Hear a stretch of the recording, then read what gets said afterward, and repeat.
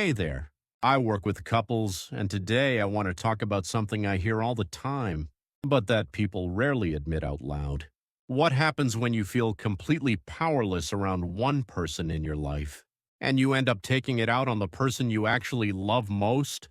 This is about fear, old wounds, and the strange ways our bodies remember things our minds have tried to forget. Let's talk about it. A woman came to see me feeling completely stuck. On the surface, everything looked fine. Married, building a life, doing her best. But every time her mother-in-law called, texted, or showed up, her whole body would tense up. She described it as, I just freeze. I can't get words out. It's like I become small again. Here's the backstory.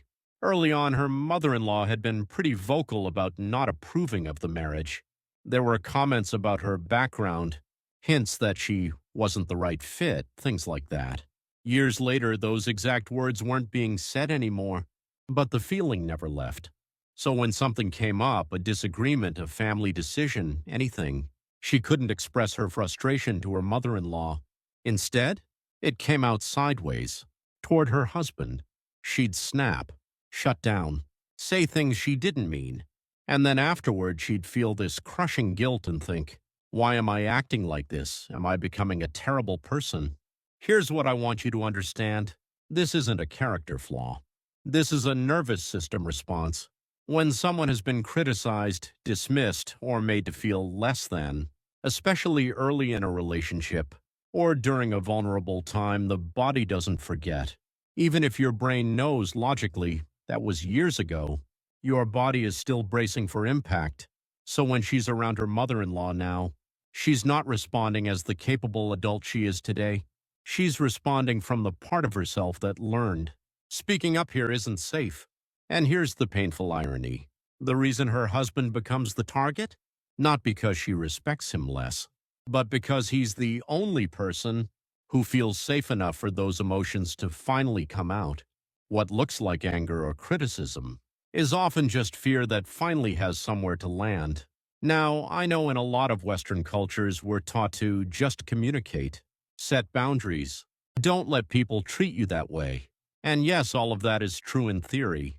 But when fear is living in your body, good advice doesn't automatically override it. You can't use your words when your nervous system thinks it's under threat.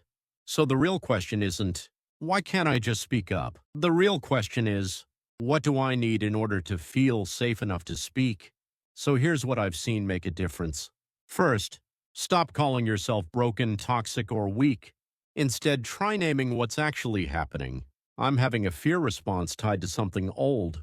That shift alone can help you move from shame to self-understanding. Second, bring your partner into the picture, not as the problem, but as your teammate. That might sound like, hey, when your mom's involved, my body goes into panic mode. If I seem on edge, it's not about you. I need you on my side, not pulling away. Third, you don't have to confront your in-law to heal. Sometimes healing looks like creating internal space, not external confrontation. You get to protect your peace in whatever way works for you. And finally, healing doesn't mean you'll never feel fear again. It just means you learn how to notice it, name it, and not let it run the show. Now, a quick note. If this resonates with you, take what's useful and leave the rest. This is your story to work through, not something to diagnose in your partner, your friend, or your family member. Using this framework to explain someone else's behavior, that usually backfires hard. But if you see yourself here, you're allowed to be gentle with yourself while you figure it out.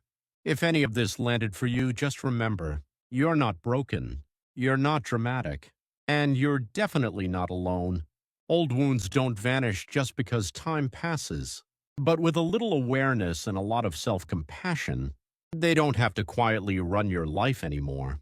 This is just my perspective from the work I do. It's not a substitute for working with someone trained to help you through it. But I hope it gave you something to think about. Thanks for being here.